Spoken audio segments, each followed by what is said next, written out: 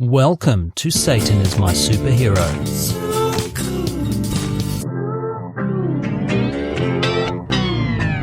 In this episode, we continue breaking down the Book of Revelation. Previously on Satan is My Superhero, we've already learnt that author John of Patmos claims to have been visited by the Holy Ghost and has taken dictation from Jesus himself. Now, John, I want you to write down everything I say. Now, John, I want you to write down everything I say. No, don't write that part. No, don't write that part. We've also had a glimpse into John's interpersonal relationships with fellow second-century Christians. I really like what you've done with your hair, Jezebel. Oh, really? Yes, it detracts from what a slut you are. John of Patmos, report to HR immediately. But I didn't say slut was a bad thing. In Chapter 4, our intrepid explorer of the imagination, John of Patmos, takes us all the way to heaven. Don't forget to visit the gift shop. So now let's get straight into verse 1. John has just taken the Christ's dictation. After this I looked, and behold, a door was opened in heaven, and the first voice which I heard was as it were of a trumpet talking with me, which said, Come up hither, and I will shew thee things which must be hereafter. I'm sorry, but I like my gods to have a voice of thunder. Yahweh, that's your voice? A trumpet? You could have chosen all the sounds in the universe and you landed on a trumpet. Verse 2. And immediately I was in the Spirit, and behold, a throne was set in heaven, and one sat on the throne. Do you think when John says In the Spirit, he means...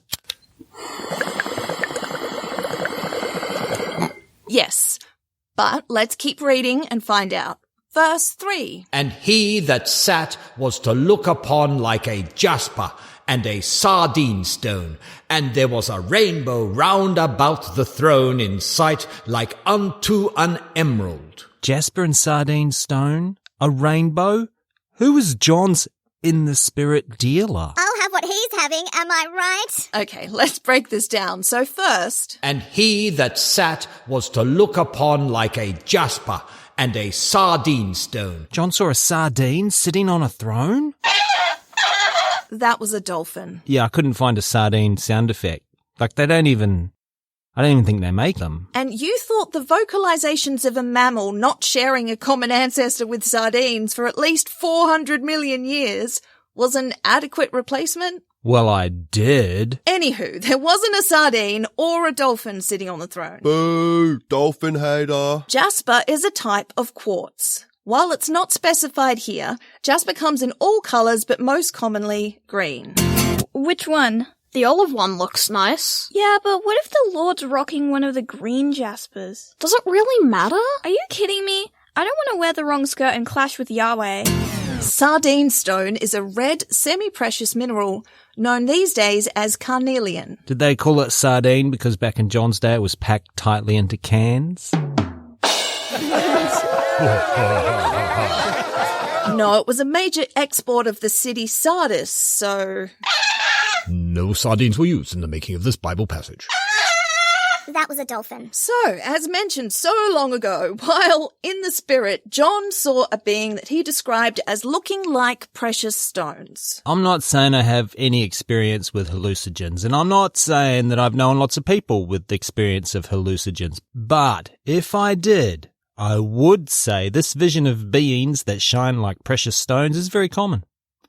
I call them gem people, or I would if I had ever seen them. Yes, this particular hallucination is so common, I googled common hallucinations. That would explain why my feed is now filled with Russian bots trying to sell me mushrooms. Don't fall for it, TTs. They're a rip-off.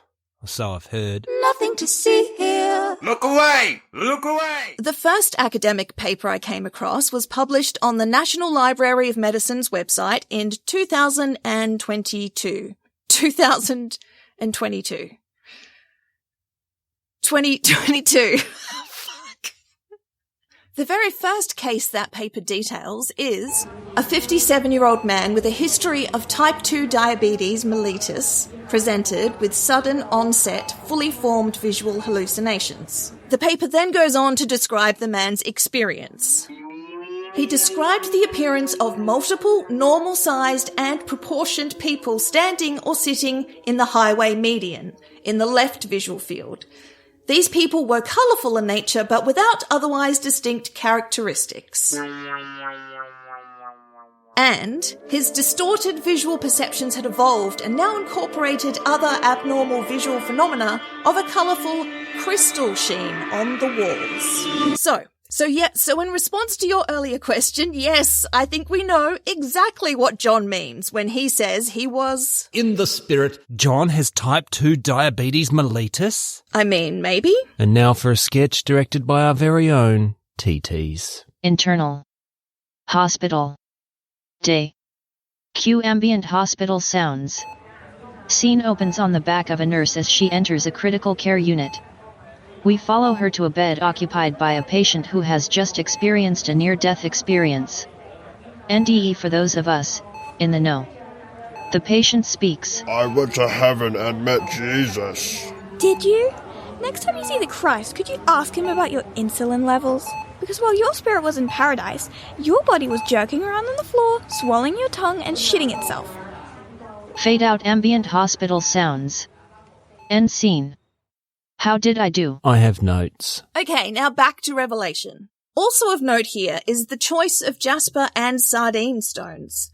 These two stones show up in the Old Testament.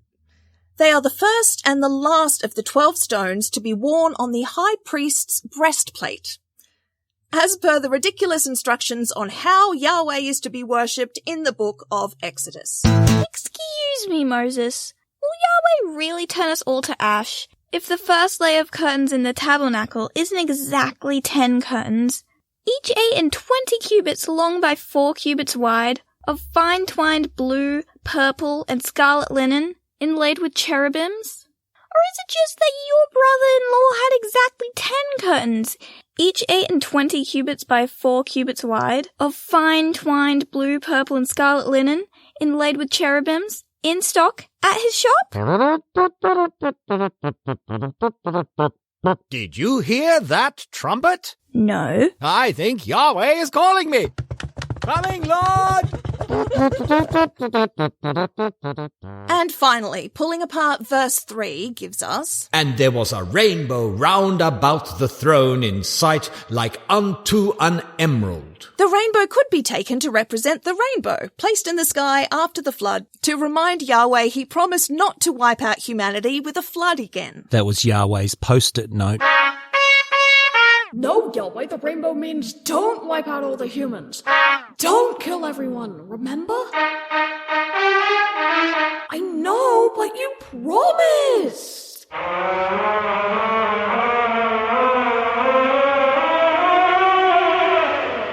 Yeah, but you'll be breaking a promise to yourself. And you don't want to be that dude, do you? Most apologists I read agree that the rainbow is multicoloured as one would expect a rainbow to be. But green is the dominant colour. See, this is exactly what I was talking about. The olive one looks nice, you said. Does it really matter, you said? Yes, it fucking mattered. Now I look like an idiot in front of Yahweh. Fuck you!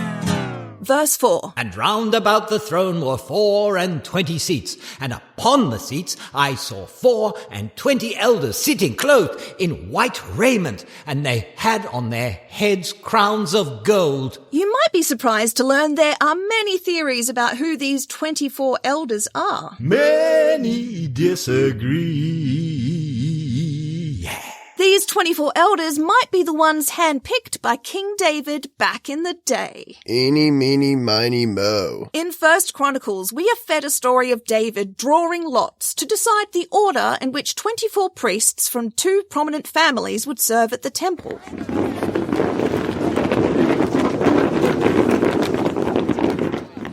Okay, first lie is Jehoram. Sorry, bruh. Looks like you're cleaning the toilets on Thursdays. Oh man, I I hate it when we draw lots. Hey, totes for real, my guy. Hate the game, not the player. Fuck you, David.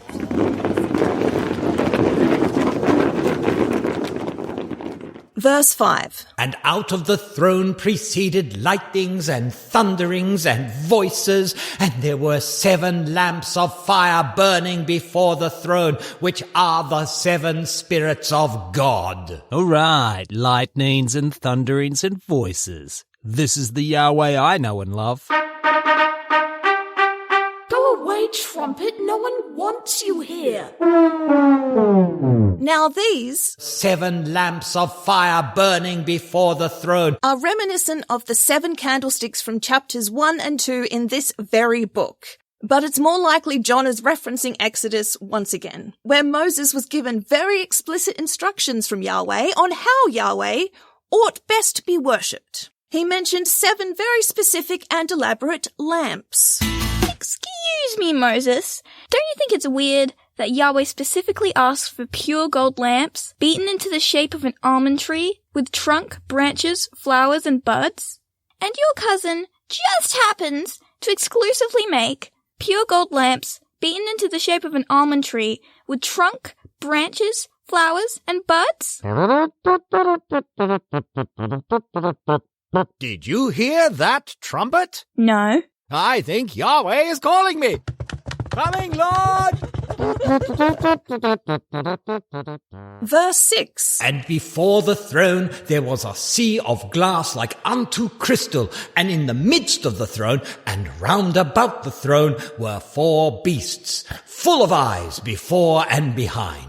Ew! I can see my own butthole! I can see my own butthole! We'll get to the eyes, but first. And before the throne there was a sea of glass like unto crystal. Later on in this madness, a sea of glass will be mentioned again. Those who do not follow the Antichrist in the end times will get to stand on the sea of glass. So, this is the reward for denying temptation, standing on glass? I feel a bit ripped off. I think the sea of glass is, pretty simply, heaven's floor. Is Bob Dylan knocking on it? What? No. Anyway, my heaven's floor theory is just one of the many, many explanations for what this sea of glass might be. I'm very surprised. You've found division among Christians. Here are just the first 6 expert explanations I found. It's time for a list. Oh yeah, it's that list time. Scooty up, yeah. 1. This sea represents a sea of people, the whole human race. Gross. 2. The blood of Christ. Why would it be that? 3. The wading pool in the OG tabernacle. Wouldn't it be the other way round? The wading pool in the OG tabernacle would be the representation of the sea of... You know what? Forget about it. I'm getting drawn into this madness. Carry on with your list. 4. A medium for all entering heaven to be baptized. That's kind of the wading pool again, but whatever. 5. The Earth's atmosphere, signifying heaven sits directly on top of our world, which is pretty much my heaven's floor theory. Where we can upskirt the angels. And 6. It's a metaphor. Just like the sea, under Yahweh exist many mysterious things. Like dolphins, and their very, very close cousins, sardines. The list goes on and on. Trust me. The list gets dumber.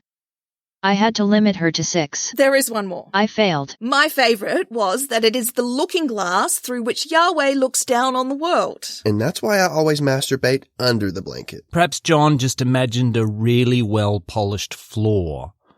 And not that I know from experience, but a polished floor can have a powerful effect on you when you're tripping balls. Oh, wow.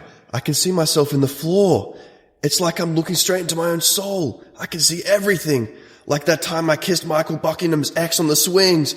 I don't think she was even that into it. I'm such a shit person. All right, in verse 7, we get to hear more about these 4 beasts. And the first beast was like a lion, and the second beast like a calf, and the third beast had a face as a man, and the fourth beast was like a flying eagle. All right, this is what I'm here for. These 4 beasts sound a lot like the ones found in Ezekiel, except Ezekiel's were more human-like in their main body. Ezekiel calls them living creatures. They have 4 wings and calf feet that shine like burnished bronze. Can I just say, darling, I love the wings. The wings are hot. The wings are sexy. The wings are now. The little calf feet? What are you going for there? According to Ezekiel, each of these winged living creatures... According to Ezekiel, each of these winged living creatures had 4 faces. As for the likeness of their faces, they 4 had the face of a man, and the face of a lion on the right side, and they 4 had the face of an ox on the left side. They 4 also had the face of an eagle. So John has taken Ezekiel's lion, ox, man, and eagle faces and spread them over 4 different beasts. I feel like that would make relationships easier. Don't you turn your cow face on me. Moo? Ezekiel also talks about each of his 4 living creatures being accompanied by a wheel-shaped creature covered in eyes. I'm sorry, what? Yes, a wheel filled with multiple wheels. The rims of each of these multiple wheels is covered in eyeballs. These are the moments when you think, maybe this book isn't made up, because who would make this up? Probably someone who's in the spirit.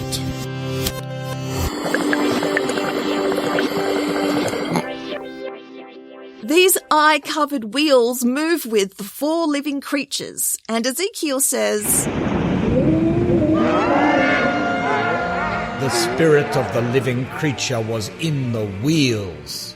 I've known dudes like that. I love car.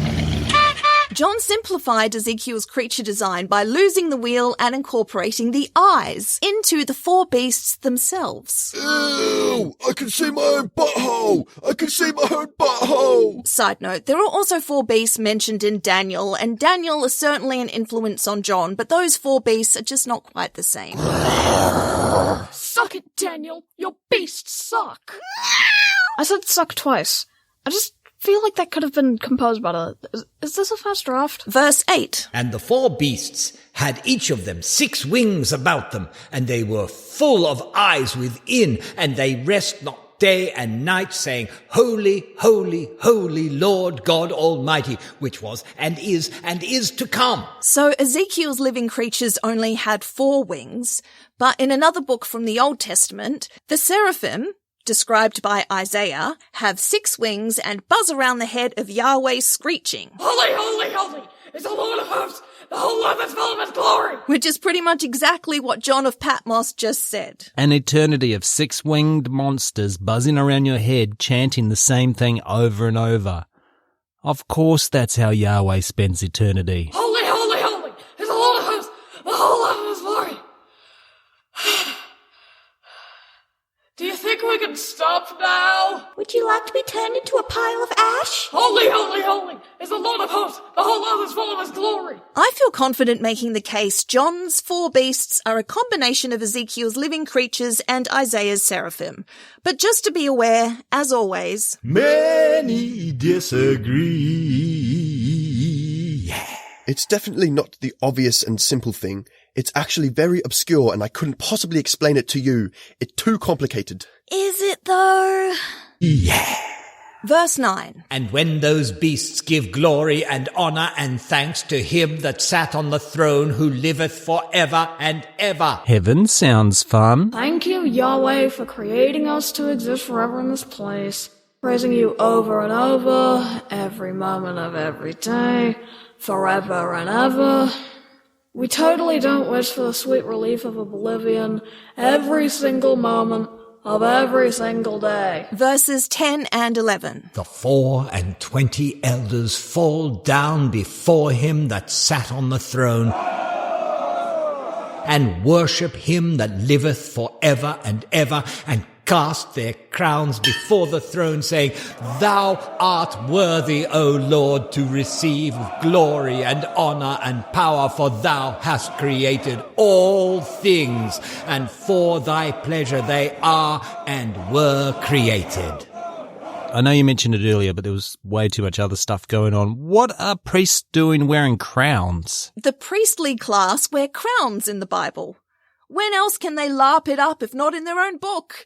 If I wrote a book about my made-up bullshit, I would have a crown too. Holy, holy, holy, Lord Alexi, which was and is to come.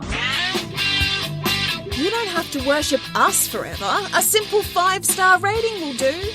I mean, maybe a bit of worshipping would be nice, but we'll just take the rating for now. 5 stars. Did I mention that? 5 stars. What can we take away from chapter 4 of the book of Revelation? From the start, we've been tracking the 3 main theories as to what this madness is. Prophecy, coded rebellion literature, or xenophobic propaganda. In our last chapter, we uncovered evidence to suggest it might also be an incel manifesto. It's called X now. I think we have to add yet another option to the list. Hallucination Dream Journal. But it wasn't a dream. It was a place, and you were there. Yeah, and the people who believe this nonsense are in charge of nuclear weapons. Surely this is the dream. Let's close our eyes, click our heels together 3 times, and repeat after Dorothy. There's no place like home. There's no place like home. There's no place like home. Nope, still here. And that's why Satan is my superhero. Thank you so much for listening. Rate, review, subscribe, all that podcast stuff. But most of all, please give us money. Go to patreon.com/Satan is my superhero. If you join our Patreon at the Third Circle of Hell, you'll receive access to exclusive content like this. So we're doing part 4 of the book of Revelations from the Bible. The book of Revelation. Sure. Oh my god, just say the crystal gems from Steven Universe. There's no need for all of these fancy words.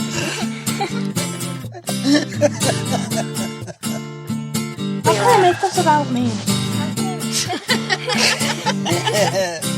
There are only 2 genders, fear and liberty.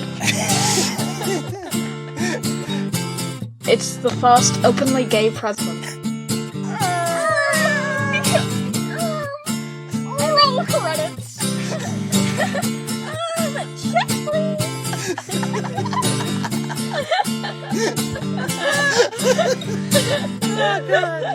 Let's cut all that. Cut the last 10 minutes from your memory. Maybe the real superhero were the Satans we made along the way.